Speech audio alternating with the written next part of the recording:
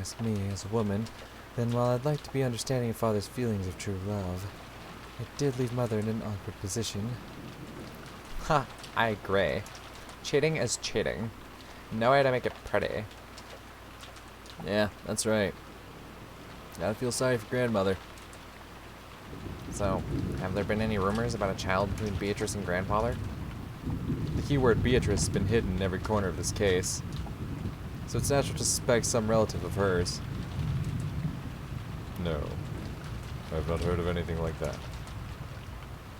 If there was one, a memento of his most beloved person, he surely would have given them all of his attention. Since he ended up immersing himself in black magic instead, maybe we should assume that there was no such child. Come to think of it, that reminds me of a rumor I heard. You know it, right? That story about how grandfather heavily supported an orphanage called the Fukuin House? Never that. That is nothing more than slander which would desecrate Father. Tell us, Nazi. I think even you'd agree that this is no time to hide things from each other. It's a worthless story. Father made massive donations to an orphanage and had the orphans employed as servants of the head family to give them some on-the-job experience. The story in question is simply some drivel spread by fools, claiming that Father was using the orphans for some filthy hobby. For a while, some guys even said that... That must be Jessica. I can't imagine not saying some guys. For a while, some guys even said that he was collecting human sacrifices for his black magic. And he really is doing weird experiments and ceremonies in this room all the time, so I half believed it myself. And these servants who come from the Fukuin house are? And there are several of them, but Shannon and Kanan were the two scheduled during the family conference shift. To resurrect Beatrice, brought in servants from an orphanage as human sacrifices. After all, everyone grandfather selected as a servant was young, about the same age as Shannon and Kanan kin. I was sure it was because grandfather had some bizarre hobby. Jessica, mind your words. When Nazi scolded her, the atmosphere instantly went sour and everyone felt quiet. However, something was tugging at the back of my mind. Sacrifices. Yes, sacrifices. Yes! Finally, make the fucking connection to the epitaph, you dumb son of a bitch.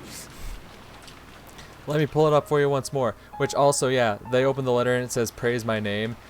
That letter was left at the scene of, the two being torn apart. Which means it fell between, the two being torn apart and probably Kinzo's death. Which fits, because on the third twilight, those who remain shall praise my name. Which is why that's written on the fucking letter. Everything makes sense. Everything makes sense. Please, please tell me this dumbass is about to connect the fucking dots. Please.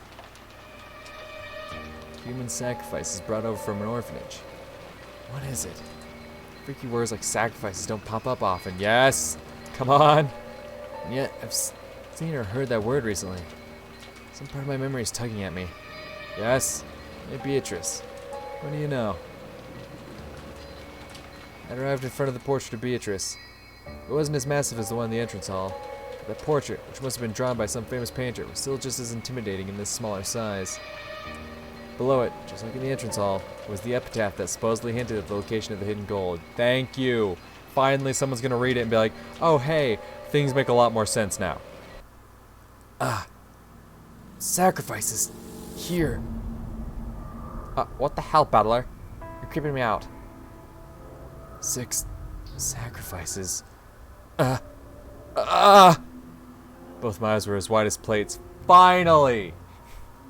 Everything's been predicted right there from the very beginning. Yes! Everyone crowded around, and the same expression of shock rose to all of our faces. That's right. It's right there in the epitaph. On the first twilight, offer the 6 chosen by the key as sacrifices. There's no doubt. 6 people died in the beginning. And even on the shutter where the magic circle was drawn, no, where the Hebrew was written, it mentioned the offering of sacrifices. I've been saying that from the beginning. That's right. Maria said it right at the start. Right after we found the 6 bodies when Maria was in the parlor watching TV, she said it. The culprit isn't human. It's just the sacrifices chosen by the key. This has nothing to do with the location of the hidden gold. It's the instructions for a resurrection ceremony using black magic or something. After all, this epitaph requires a large number of deaths. It sure does. I've been reading through it quickly. That'd be 6 plus 2 plus 5. 13 people who must die. How many people are normally on this island? It changes depending on the shifts for the servants, but there's father, my husband, Jessica, and me, and 2 or 3 servants. Today and yesterday there were 5 of them, but there aren't normally that many. Which means that normally, there wouldn't be enough sacrifices to carry out the ceremony. No, wait. There's that rumor that grandfather was collecting servants from an orphanage to be used as sacrifices in some creepy ceremony. So what does this mean? He increased the number of servants to increase the number of sacrifices and waited for the annual family conference when even more people would gather? Is it now the only time of the year this ceremony could be held? When Jessica screamed this, Maria broke out in that creepy laugh, truly looking pleased. Haven't you ever heard of people making bets to test their fate? Like throwing a sandal and saying that if it lands right side up, tomorrow will be sunny. Or saying that tomorrow will be a good day if a coin lands heads up. There are many little superstitions like that. Sometimes when your luck is down, you get bored. You roll the dice and get 3 6s. You want to believe it's a portent of some miracle. When flipping a sandal, you have at worst a 50% chance. Even if you get it right side up, it's not worth much. But if you carelessly roll 3 dice and they all come up 6, well, I think that's a small miracle. Magic works the same way. You must pray earnestly for an extremely unlikely result. Then, the feelings from all those stored up in prayers gain magical power and become incarnate. The magic the grandfather was trying to perform was probably like that. The key randomly selected sacrifices in a lottery. So, to reduce the chance that he himself was selected, he chose the day with the greatest number of people on the island to carry out the ceremony. Ridiculous! Are you saying that this entire situation was caused by a mere ceremony for some bizarre magic? Nazi yelled. She couldn't quell the fear that a scorpion charm might be the only reason she was still safe. It's understandable. If I had received that charm from Jessica and hung it from my doorknob, would I have been killed mixed in along with those 6? And the strange part is, even though I hung the charm from the inside of my door, I couldn't get through that door. The culprit noticed the charm from outside the door and gave up trying to open it. A human couldn't have perceived that. The charm had stopped something that was not human. Had done exactly that. Impossible. Impossible. Impossible. But Nazi-san, the epilepsy certainly does continue to fit, even after that. On the second twilight, those who remain shall tear apart the 2 who are close. Could this be talking about Eva-sama and Hideyoshi-sama? Painful as it may be, we must reach that conclusion. And after the culprit killed them, they left the words from the 3rd twilight in a letter there. That's right. After carrying out the 2nd twilight, they left the 3rd twilight in that place. The 3rd twilight was just like Aunt Nazi read. On the 3rd twilight, those who remain shall praise my noble name. To read it this way, it just keeps going on, doesn't it? On the 4th twilight, gouge the head and kill. Gouge the head and kill. George Aniki's parents were killed with those demons' ice picks gouged in their heads. But if they were the 2nd twilight, someone else must have been gouged in the head. That's grandfather. He was burned in the incinerator, and our eyes were so drawn to that part that we didn't notice. But his forehead, now his head had been gouged. Grandfather was the victim of the 4th twilight? Then Kanan-kun was... On the 5th twilight, gouged the chest and kill. We thought Kanan-kun's case was an unexpected encounter with the culprit, and that's wrong. From the very beginning, they planned to lure someone out alone, drive something through their chest. If the culprit has followed the epitaph this far, does that mean 3 people still have to die? Oh yeah. On the 6th twilight, gouge the stomach and kill. On the 7th twilight, gouge the knee and kill. On the 8th twilight, gouge the leg and kill. Yes, you could read it that way. Well, I wonder about that. After those 3 die, it reaches the 9th twilight. Take a look. On the 9th twilight, the witch shall revive, and none shall be left alive. We're all gonna be killed by Beatrice? I don't get it. Wouldn't that mean everyone dies no matter how many people there are? What was grandfather after? Doesn't this mean the ceremony would kill him too, no matter what? It's okay if no one's left alive. On the 10th twilight, we finally arrive at the Golden Land. On the 10th twilight, at Journey's End, you shall attain to the power of the Golden Land's treasures, once and for the last time. The witch shall praise the wise and bestow 4 treasures. grandfather wasn't afraid of dying. Look at the second and third of the fourth treasures. One shall be the resurrection of all the dead souls.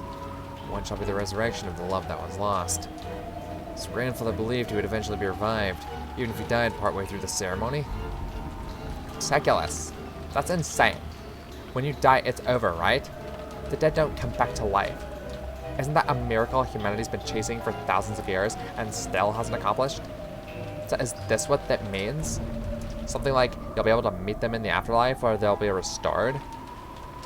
If what you're saying now is right, wouldn't that mean that grandfather, whose remaining life is slim and who's been driven mad by love, is committing suicide? No, a massed, forced group suicide? Genji, is such a thing possible? I don't know. The Master is a man who sometimes has the wisdom to see 1,000 years into the future. However, there are times when that appears to be nothing more than madness to commoners such as myself. Okay, should we take that for a yes? What do you say, Kumasawa-san? I don't know anything. That's right, I don't know. Do you think I would be on this island today if I did know? I would have faked an illness or done anything to take the day off, that's right. What about your opinion, Dr. Nanjo? You've been grandfather's friend for many years. I feel the same as Genji-san. Kinzo-san was a man who far surpassed ordinary people. I've even felt a sort of inhuman power from him at times. Even I don't know what Kinzo-san was thinking when he wrote that epitaph. All we can say is that even if Father did write the script, someone else is carrying it out. That's right. At the very least, there's another culprit who attacked grandfather, Kanekun. Furthermore, that person is still continuing the crime, just as the epitaph says. The letter in the beginning that we didn't think deeply about. What was it that was written there? We thought back to the recitation of the letter last night. Beatrice had proclaimed something inside it. She had proclaimed that, according to her contract with Kinzo, she would collect everything of the Ushiromiya family as interest. But then she had also revealed a special clause. If someone discovered the location of the gold grandfather had hidden, that right would be lost. When the letter was read, grandfather was still alive. But at that time, it had already been sealed with the wax by the head's ring, which meant grandfather had handed the ring over to Beatrice while he was still alive. If we take a straightforward approach, maybe we should assume Beatrice is carrying out that strange contract, with grandfather guaranteeing her that right. In other words, this is the same as saying grandfather knew of and approved of the contents of that letter. In other words, it's basically a joint message from Beatrice and grandfather, telling us that Beatrice will start collecting interest if we don't solve the riddle. In other words, grandfather and Beatrice were demanding that we try and solve the riddle of the epitaph. And if we couldn't, they were saying that the massacre would be carried out according to the epitaph. What does that mean? What do they want? I don't have a clue what it means. Look, another letter from Beatrice. Huh? What did you say? Ray was pointing at the top of the table, where the canned food everyone had been eating just now still lay. A Western envelope from Beatrice certainly was there. So what? What in the... And Natsu let out a hysterical cry, looking between her own hand and the table, because the envelope she had just opened was still grasped in her hand. So why is there still an envelope on the table? Oh, dude. Fuck, that gave me goosebumps. What the hell? What's going on, Maria? Where did that envelope come from? Beatrice. Just now, I looked and it was lying there. I don't know anything. Anything! This is funny. There's only the 8 of us here. There's no way some 9th person snuck in. There wasn't enough time during the few seconds that we gathered around the portrait, right? Didn't they say, like, they had already been eating the... Oh. Oh. Hey. Nazi. Whoa. Oh, is this another banger? Am I getting another banger? Oh. But didn't they say that, like, they'd already been eating that canned food, and of course the letter's on top of that food, and then the next, Twilight is gouge the stomach and kill. Yeah, this doesn't go near as hard as Golden Slaughterer. Get back, all of you! Back against the wall. And Natsu was pointing the rifle at Genji and the others, bellowing at them. Genji-san was overpowered, his face looking like he didn't have a clue what was going on. Of course I felt the same, but a few moments later I reached the same conclusion Aunt Natsu had. Until just a few seconds ago there had been no letter like this on the table. And nobody entered this room. That means someone among us placed it there during the few seconds when everyone was looking away, preoccupied with the portrait. Badler-kun, open that envelope and read what's inside. Sure. I picked it up. It was still sealed with the wax. Even without disturbing its contents, I realized this was an as-yet unopened envelope, an unknown envelope. Without relying on a paper knife, I tore it open and pulled out the letter inside. Contents were as follows. Are you enjoying the riddle of Kinzo-sama's epitaph? As you are all probably aware, you have very little time remaining. Please abandon any naive hopes of escaping after the storm passes. This game can only end with my victory, or yours. When time runs out, I will win by default. There will be no ties. Make sure that you do not misunderstand your current situation. That's what it says. It isn't clear who put this letter there. However, I've been able to narrow down the list of suspects. It's you all. Madam, that's just too horrible. Just before I moved towards the portrait, I set a can of food down here. At that time, there definitely wasn't anything as strange as this letter there. And at that time, Jessica, George-kun, and Badler-kun were already in front of the portrait. And they didn't leave the spot in front of the portrait until the letter had appeared. So the person who set that letter down is one of you four. Beatrice is here. We aren't Beatrice. Beatrice exists. Silence! I don't know whether I should suspect one of you, or all of you. But without a doubt, at least one among you is the culprit. Who's the other four? There's Genji, Kumasawa, and Maria, apparently she's a suspect. Nazi. Oh, Nanjo. That's what I was forgetting. Yep, Nanjo. I love she's actually pointing a gun at Maria, though. Just like... That's right. There can't be a 19th person. There's no way witches exist. Even when Kana-kun was killed. Yeah, that could be explained if Kumasawa-san was the one who did it. Ooh. Ooh. Nazi's about to gut shot someone, isn't she? That's what's about to go down. The truth is that Kumasawa-san entered the boiler room with Kana-kun and killed him. And then she lied, saying he had already fallen when she got there. You're making a mistake, milady. Why would I do something like that? I don't have the slightest idea. My parents were killed in that closed room. When they were killed, everyone except for the servants had an alibi. The only ones who didn't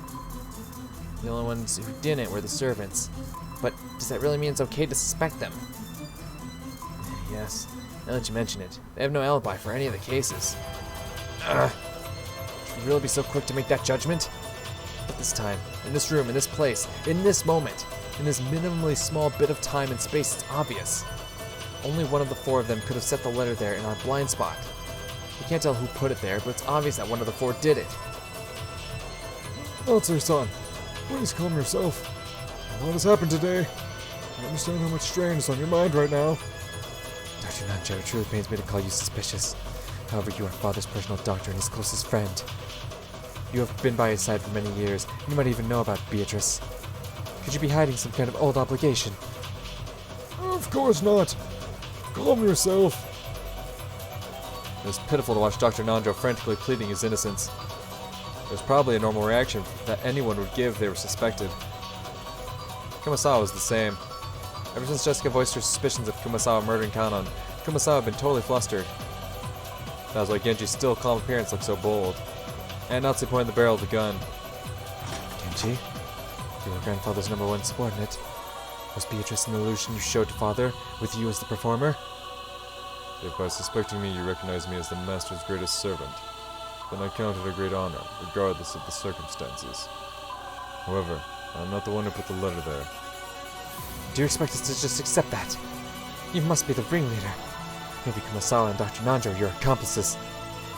And Maria-chan, too. Not content to just suspect the adults, Natsu pointed the gun relentlessly at Maria, too.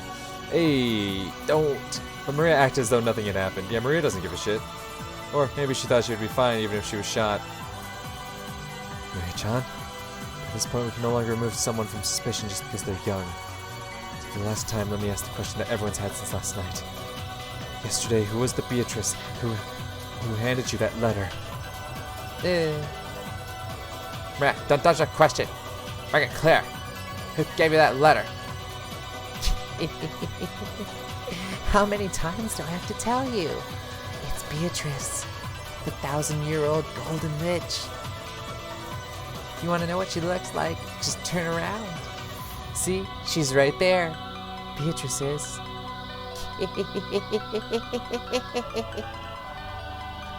Don't mess with us, Maria! Enough, Jessica! Maria, too. Don't you understand the situation? What are you hoping to gain by saying stuff like that? Stop stirring each other up pointlessly. I don't understand. Who do you all want the culprit to be? You only believe in Beatrice when you don't want to suspect one of your own. When you're trying to settle a grudge because someone who's close to you has been killed, only then do you want to believe in a human you can attack with violence and deny Beatrice. That's why you can't see her. Beatrice exists. You all can't see her. Silence! I don't want to label you as the culprit, but there is no longer any doubt that you enjoy making the situation unpleasant and are providing assistance to the enemy. Then what will you do? Shoot me? I don't mind. Very soon the door to the Golden Land will be opened. Then all the dead will be resurrected. Right now, death is nothing to be afraid of.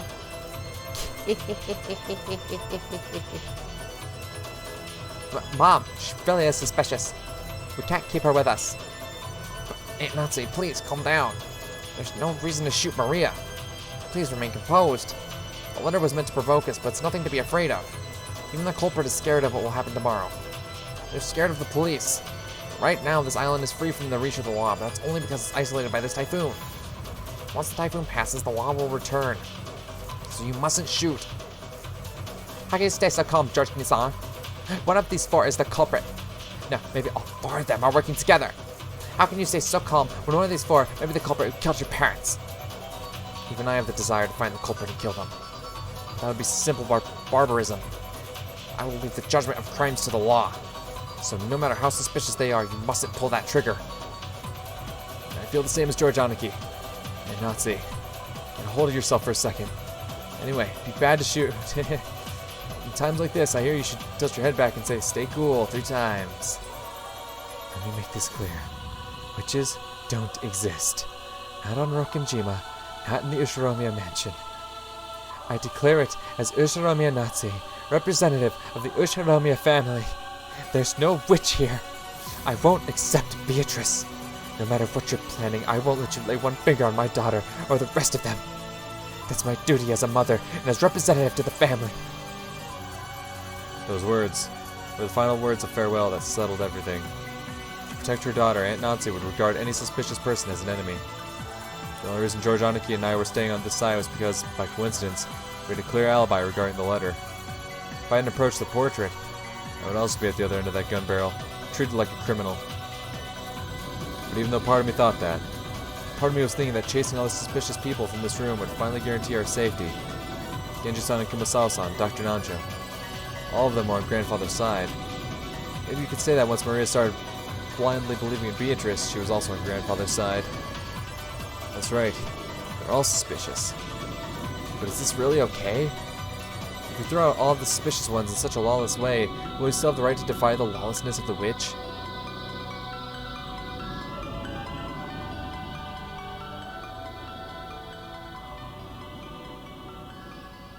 Oh, I got goosebumps. Let's fucking go.